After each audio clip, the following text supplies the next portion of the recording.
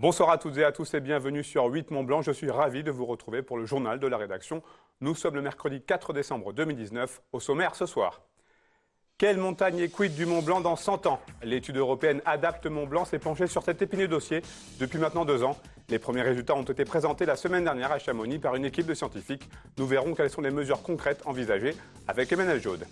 Et puis direction la Savoie pour découvrir des sportifs hors normes. Chaque année, le département consacre 7 millions d'euros au développement des clubs sportifs. Aujourd'hui, de plus en plus de structures accueillent des sportifs en situation de handicap psychique ou mental. Rencontre signée Victoria Lopez. Mais on commence ce journal tout de suite avec la grève d'ampleur nationale prévue ce jeudi. Et comme partout en France, la mobilisation contre la réforme des retraites sera très forte en Pays de Savoie. Plusieurs manifestations auront lieu à travers nos départements à l'appel de l'intersyndicale. À Annecy, le cortège partira de la préfecture à 14 h. À Sallanches, le rendez-vous est fixé à 17 h à la mairie. Même horaire pour Thonon-les-Bains avec un départ depuis la place des Arts. À Chambéry, un premier rassemblement est prévu à 13 h devant les urgences de l'hôpital avant une marche en direction du palais de justice d'où partira la grande manifestation à 14 h. À Albertville, rendez-vous à 9 h 30 devant la gare. Si vous êtes parents, prenez vos précautions puisque ce jeudi noir est annoncé dans les écoles. En Savoie, selon la FSU-SNU-IPP, plus d'un tiers des structures seront fermées avec un taux de grévistes de 70 %. Des perturbations seront également à prévoir dans les transports en commun puisque les lignes 1 et 7 de la Cibra seront touchées, tout comme de nombreuses lignes du réseau Synchrobus de Chambéry. Quel sera le visage du Mont Blanc dans 100 ans ? Voilà une des questions que se pose Adapte Mont Blanc, une étude européenne qui s'est penchée sur le futur du massif autour du toit de l'Europe. Présentée au Chamonix la semaine dernière par la communauté scientifique, cette investigation permet d'anticiper le climat de nos vallées et ce d'ici 2100, les précisions d'Emmanuel Jaude. La mer de glace telle qu'on la connaît est le même paysage en 2050. Une vision d'artiste, mais basée sur des chiffres bien précis. Depuis 2 ans, des scientifiques ont été chargés de mieux comprendre les évolutions concrètes du réchauffement climatique sur le massif. Et leurs résultats sont sans équivoque. Ça, c'est des températures actuelles, en juin, juillet, août. Et on voit cette limite du gel qu'on appelle l'isotherme 0 degré, qui se situe autour de 3800 mètres. Ensuite, on voit en 2050, pour un scénario médian, le réchauffement attendu d'environ 2 degrés. Et il se traduit par une remontée de cette limite du gel, de l'isotherme 0, d'environ 300 mètres. Fonte des glaces, expansion des forêts, mais aussi tourisme ou agriculture, les thèmes abordés par le projet Adapte Mont Blanc sont nombreux.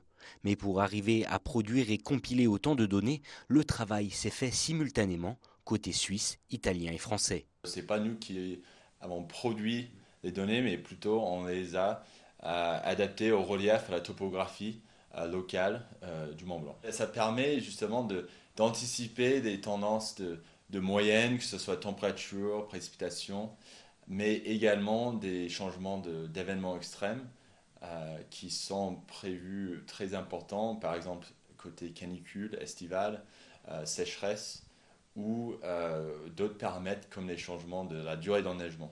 Après 2 ans de recherche, les avancées sont nombreuses et ont permis de mettre en place plusieurs protocoles de surveillance du milieu, répondant ainsi à la demande initiale des collectivités locales.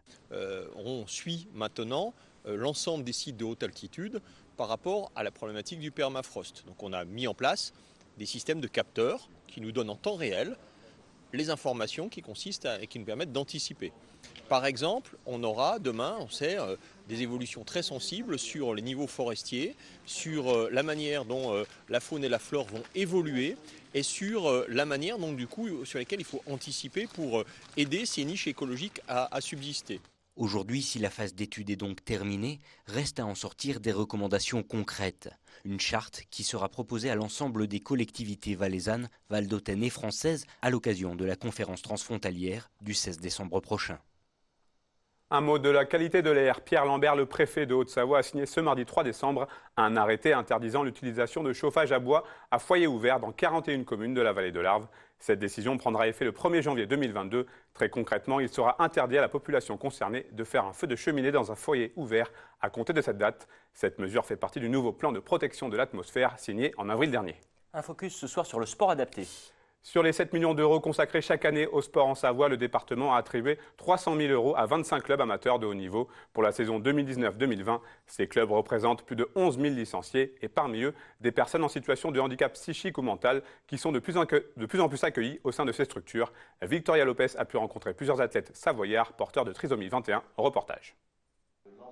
Marie Graftio et Jean Bachevilliers sont à l'honneur ce soir-là. Ils ont brillé lors des derniers Global Games de l'INAS, une compétition internationale réservée aux personnes en situation de handicap mental ou psychique. Jean est pongiste, il a rejoint le club Chambéry Tennis de Table qui a ouvert cette année une section en sport adapté. Je m'entraîne avec Fabio, avec Chambéry TT, je m'entraîne le lundi, mardi, mercredi, jeudi et vendredi. Et je prends le cours aussi avec Fabio, le Chambéry TT. En fait, le matin, je travaille, un petit peu l'après-midi, et après, il y a mon entraîneur qui vient me chercher en exact. Moi, je préfère tennis de table mieux que travail. En France, 2 grandes fédérations regroupent les athlètes en situation de handicap. D'un côté, le handisport pour les personnes en difficulté motrice ou sensorielle. De l'autre, le sport adapté, moins connu. Il concerne les personnes en situation de handicap mental ou psychique. En France, c'est environ 60 000 et en Savoie, on est autour de licenciés, autour de 800 licenciés et potentiellement, il pourrait y avoir 3 000 personnes qui pourraient faire de l'activité physique avec le sport adapté. Alors ça ne veut pas dire qu'on est les seuls, mais ça veut dire qu'il y a du monde encore à aller chercher. Notre comité a 5-6 ans, il est assez jeune. Donc on continue d'augmenter nos licenciés en Savoie, mais il y a encore du travail. Ce qui est intéressant, c'est qu'on développe des sections sportives dans les clubs valides qui permettent à nos sportifs de s'entraîner beaucoup. Il y a à la fois de l'activité physique pour tous, mais à la fois des clubs valides, entre guillemets, comme le club de natation, comme le club de tennis de table, qui ont des sections spécifiques pour nos sportifs qui peuvent s'entraîner comme ça de façon très importante et aller chercher le haut niveau, comme vous avez pu voir avec nos jeunes. Des jeunes également soutenus par le conseil départemental de la Savoie. Ces sportifs de haut niveau sont soutenus par le département à travers des bourses départementales. Et ces bourses sont attribuées et après concertation bien évidemment avec les comités départementaux pour qu'on soit bien sûr de mettre l'accent et l'aide qu'il faut où il faut. Mais c'est vrai que quand on a vu tous ces jeunes ce soir, comme je l'ai dit, peut-être un peu de façon triviale, ça met la banane, c'est beaucoup d'espoir, c'est plein de bonnes choses.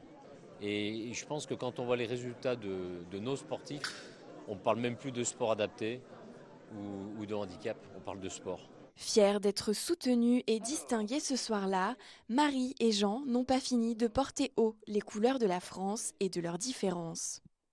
On reste en Savoie avec cette information politique. Marina Ferrari, première adjointe de Renaud Beretti, maire d'Aix-les-Bains, a annoncé ce mercredi matin sa candidature pour les élections municipales de mars prochain.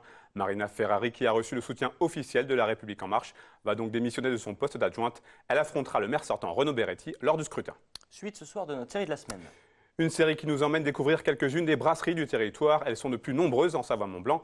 L'une d'entre elles a poussé bien vite. En 5 ans, la brasserie Vera, installée à Marcella-Albanais, s'est bien développée. Elle est portée par l'ambition d'Emmanuel et d'Aline. Félix de Buisson les a rencontrés. On n'a pas beaucoup de place à la brasserie. Donc pour l'instant, on ne veut pas embaucher. Parce qu'à 3-4, ça deviendrait compliqué. Et bon, en fait, il y a mes parents qui m'aident un petit peu pour les livraisons.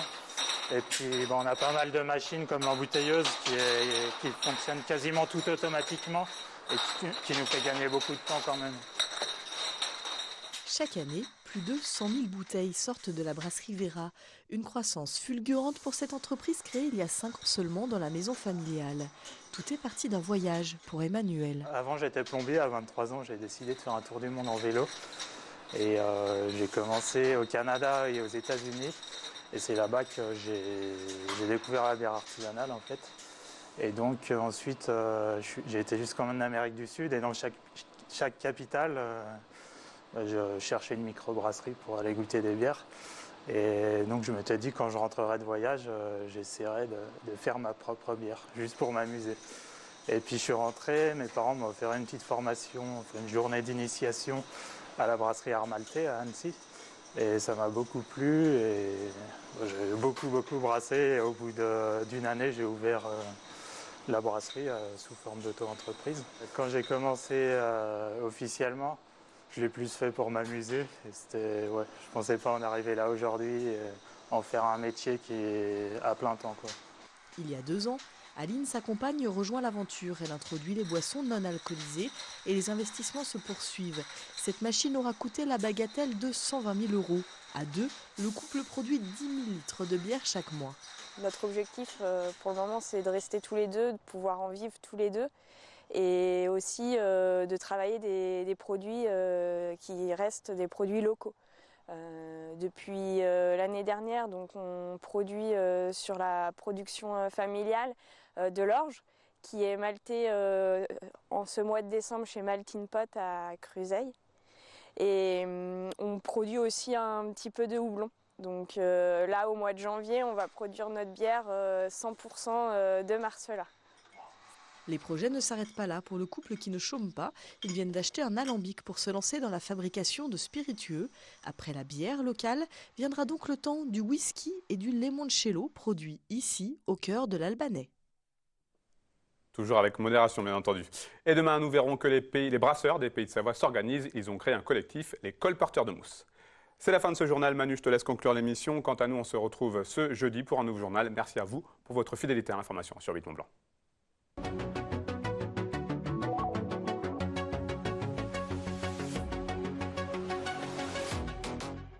Nous voilà déjà à la fin de cette émission. Merci à toutes et à tous pour votre fidélité à l'info sur 8 Mont-Blanc. Si vous nous regardez en direct, vous avez rendez-vous ce soir à 19h30 avec WOF, World of Free Sports, avec un numéro spécial karting ce soir à l'occasion du GP de Finlande qui compte pour les championnats du monde. On se retrouve demain, même heure, même endroit. Je recevrai le président des Restos du Cœur de Savoie, une délégation de l'IUT de Chambéry, ainsi qu'un champion de bike joring. Mais ça, c'est pour demain. Quant à moi, je vous souhaite une très belle soirée et à bientôt sur notre antenne.